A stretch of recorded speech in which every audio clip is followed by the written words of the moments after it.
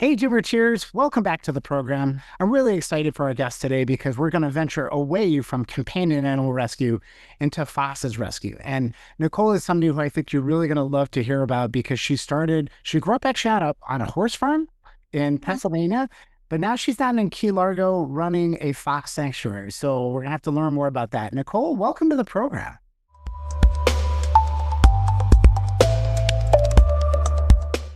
Hi, thank you so much for having me. I'm super excited to have you here. So why don't you tell us a little bit about who you are and what you're doing? Sure.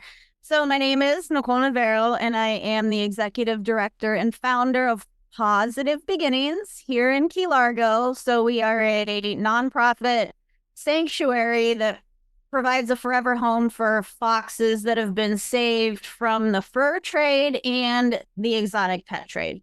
Nice. Now, how Key Largo? How or why Key Largo? That's it. I mean, tell people where Key Largo is if they're not necessarily familiar, but it seems like a very odd Yeah. place, right, for this. So Key Largo is in Monroe County, which is the southernmost county in Florida. So it's about a 120-mile long island chain. So Key Largo would be the first key, and then it ends in Key West, which is the southernmost point in the continental United States. So we are way down here. And starting a fox sanctuary in Key Largo was sort of a happy accident, I call it.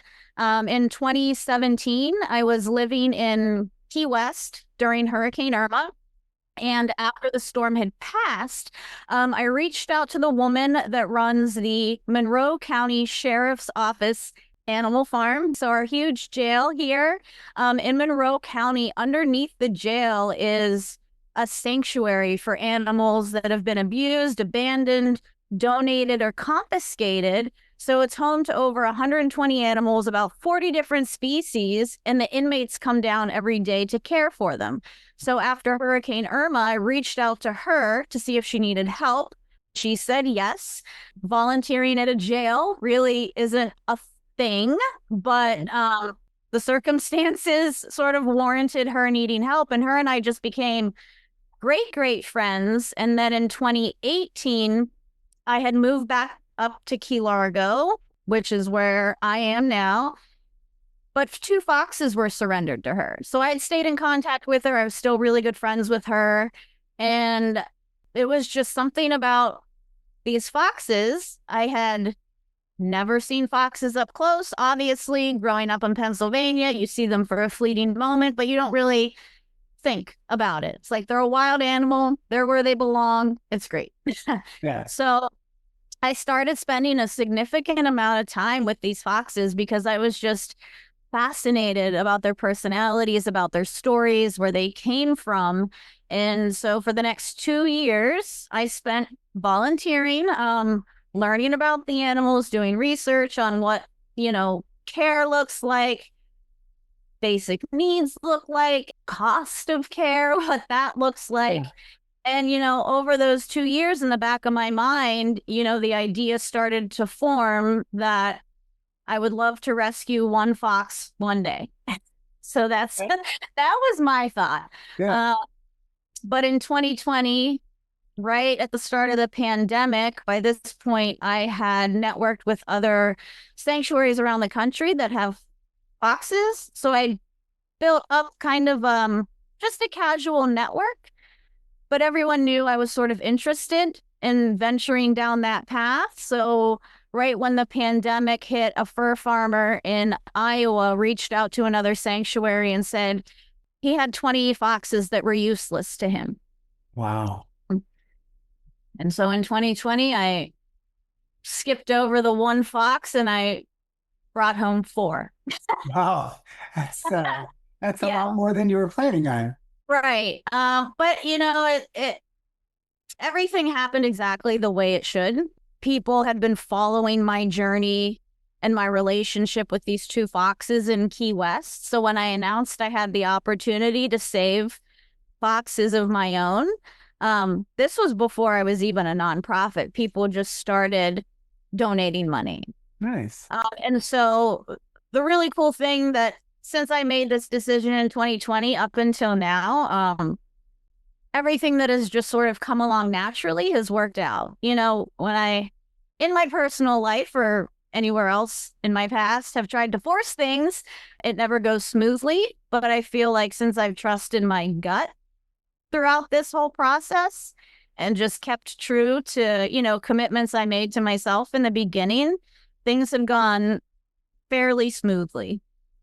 I love that. I love the fact that you approached this very logical. You said, listen, I don't know much about foxes. So you spent a couple of years volunteering and learning and growing. And then Yeah. you said, oh, I could do one. And obviously a situation pushed you to do more, but it feels to me like still you went through and evaluated and said, can I do this? Do I have the means? Do I have the knowledge? Do I have the Right. facilities? Do I have the monies? It wasn't just like, yeah, give me all 20 of them.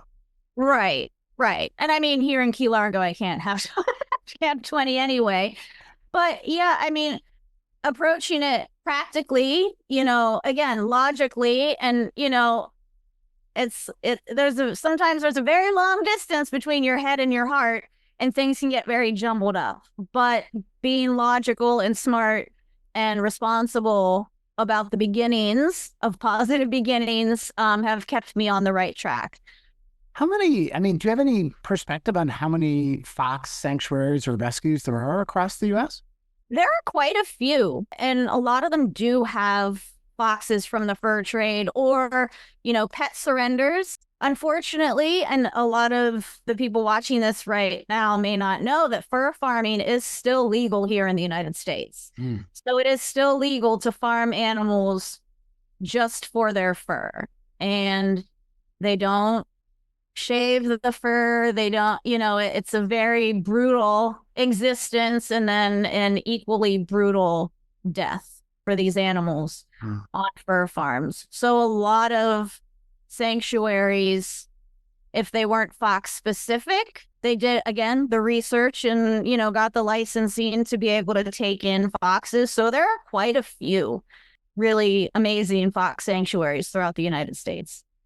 Now, tell us a little bit more about the foxes. I mean, are they particular breed and size? I literally know nothing about foxes, how to care for them, how long you're going to. Yeah, so all the foxes I have are red fox species. There's just different species of foxes in the world. So what I have are all red fox species, but they're not all red in color. Again, on fur farms, they can, manipulate and overbreed and inbreed until weird colors pop out. So a lot of the foxes I have are quote unquote fashion colors. And all of the foxes I have were deemed unusable by the fur farmer for one reason or another. Most of the foxes I have some sort of physical deformity that made them useless and unprofitable. So, I always say the fur farmer deemed them useless, but those deformities saved their life. Yeah, that's crazy. I mean, on the one hand, I'm glad that the farmers are at least willing to take an opportunity and try and say, hey, can you take these? I mean, Right. the whole thing saddens me, but to your point, having this deformity or something that's different really did save their life. It got them out of that situation, which was just a planned death. Right. Yeah. I mean, I've never had any one on one personal contact with a fur farmer. I don't think I'm mature enough Yeah. for that. Yeah. But there are, other facilities that can have a real working relationship and legally negotiate the release of these animals. And then, they're donated to me or I offer to take them. So I always want to make sure people know that, like, I'm not going to a fur farm. I'm not there Yeah. yet mentally, because Yeah. it's heartbreaking. It's brutal. And, I can't wrap my head around the people in this world that view animals as, a commodity, a thing to be exploited, a thing to be harmed, simply for the sake of fashion. Yeah. No, I'm with you on that. I share a similar sentiment. So tell us about your organization. Now, how big has it grown in what, 5 years? Almost 6 years. We celebrated 6 years on March 18th. So I would say it's grown in mission, but not in animals. Okay. I have 7 foxes currently. There have been 9 here total throughout the years. I had one pass away in 2024, and I had one pass away at the end of last year, but currently there are 7. So our main mission always has been to raise awareness and advocate against fur being used in fashion. But in 2022, something really cool, I guess for lack of a better word, happened. I was introduced to a women's holistic treatment facility here in Key Largo, and they had the idea for the women to be introduced to foxes. Just an experience, just a unique experience Yeah. that a lot of people don't get. And so we started off with that. The women would come here and spend time with the foxes. And then over the years, we're entering our 4th year of partnership now. The therapists now use the foxes' stories of survival as a therapeutic tool to Wow. help the women on their recovery journey. So the mission has morphed in the most beautiful way. And I'd say over the past 4 years, we've welcomed probably close to 1,000 people total here Wow. for that therapeutic healing experience. Because in 2023, the Florida Keys Children's Shelter found out what we were doing and started bringing the kids here for the same exact reason. So, and that partnership is entering its 3rd year. That is so cool. I love the fact that you were open to this idea and knowing that it can help with human healing. So I have a million questions. I mean, tell me more how that works. I mean, because are these foxes socialized? Are they able to be touched? I mean, or they tell me more. So everything is on the fox's terms. Obviously, they aren't therapy animals in any sense of the word. Sure. So the foxes have freedom of choice when people come here. Some of the foxes I have are extremely social and extremely friendly and want to meet new people every chance they can get. And their enclosure here is laid out in such a way that when people come, we go to a specific part of the enclosure. So the foxes that want to be involved come running, and the foxes that don't stay away. And there's no stress placed on any of them because they don't feel cornered. I love that. I love that you respect the animals and you're trying to provide them that safe environment. And like you said, some of them are fine with it. So they can come over and be part of it, but it is their choice. And even if they're not feeling up to it that day, they're not being forced to do something. And the really amazing thing, that I don't think I thought of when we started this, but it is very apparent today, is that these women and children don't place expectations on the foxes either. So if the foxes are like, not today, it's a really powerful lesson in boundaries that these people can take with them, because a lot of people in recovery, especially trauma recovery, have had people in their lives that don't respect boundaries. So they're able to really identify what it looks like to have clear boundaries, even though it's coming from a different species. It still resonates with them. Yeah, that's a really good story. And it's a really good learning and just something it seems like you've learned over these past couple of years. And I'm curious, if I had a time machine and you were to go back to your younger self, right? What advice would you give her? I it's so funny because my personal life's journey has not always, been rainbows and Yeah. unicorns, but where I am today, looking back throughout my life experiences, I wouldn't change a thing, because for me personally, looking back, I had to go through every single thing to be where I am today. And in some instances, my personal story can translate into some of what these women and children have gone through. So without that life experience that I've had, it just adds another layer of legitimacy to the foxes sharing their stories, me sharing bits and pieces of my story. So the only advice I would give little me is just hold on, hold on. It's going to be a wild ride, but it's all going to be okay, you know? Yeah, that's really good advice though, because sometimes it is hard, right? Everybody wants everything laid out. And, one of my favorite quotes is you can't connect the dots looking forward. You can only connect them looking backwards. Mm. Yes, I say that all the time. You live life forward, but you understand it backwards. Yeah. And so you look for those opportunities. I mean, you started a fox sanctuary. Little did you know that this could serve as a therapeutic resource for people and children going through other things. And so Right, you were open to the ideas, you were open to what the universe threw at you. You right. recognize that these animals may or may not want to participate, and some of them do. And so you let it happen and you facilitated it and you guided it. And that's what I think is so interesting.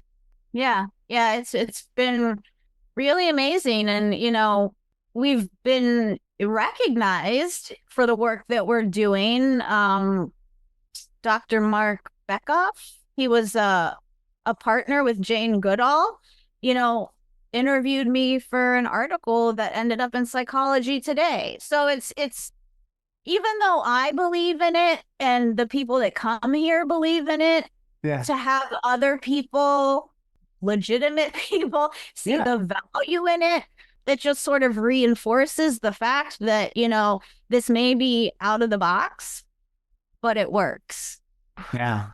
No, I love it because then that idea then can be replicated into Yes. other areas across the country. I'm sure there's other sanctuaries that can do the same thing. And maybe somebody that's watching or listening is inspired by this and says, you know what, that's a great idea. And it blends passions that people have. Right. That's how I got into it myself. I'm a pilot, so I love aviation and I love animals. And so I got into doing transport. And my journey is, 20 years later, all sorts of things. And so that's really where it begins. What does the future look like for you, Nicole? What is your vision for this? I sort of live my life one day at a time. I mean, obviously, you know, business wise, like there's money in the bank if anything were to happen. Like there's things that are planned out, but I feel like every opportunity that has come my way organically has been unplanned. Mm. So I can't tell you what I personally want because I've never done that. It's like things come in front of me and I'm like, oh yeah. So it might sound a little whimsical, but it's worked for the past 6 years. Yeah. Just taking opportunities that come my way that fall in line with what I'm doing here. I mean, there's some property right next to us here that's for sale. So my plea to the universe is let's find someone that wants to invest. It's just a wooded lot. But the fear here, the fear pretty much anywhere, especially in Florida, is development. So I would hate for someone to buy that and all of a sudden become an issue. So just to even have that land and just let it sit would be a comfort. So that's really the only big thing in the forefront of my mind that I'm going to start actively advocating for with donors and private foundations. Yeah. It doesn't mean I'd take on 50 foxes. It just means that I would expand their current enclosure so they'd have like kind of a cool forest to roam in securely, obviously. For sure. No, Yeah. I love the fact that you are looking for those opportunities, right? And you're very specific about it. And you're saying, listen, even if we don't develop it, even if we don't do anything, just maintaining the integrity of that because Right.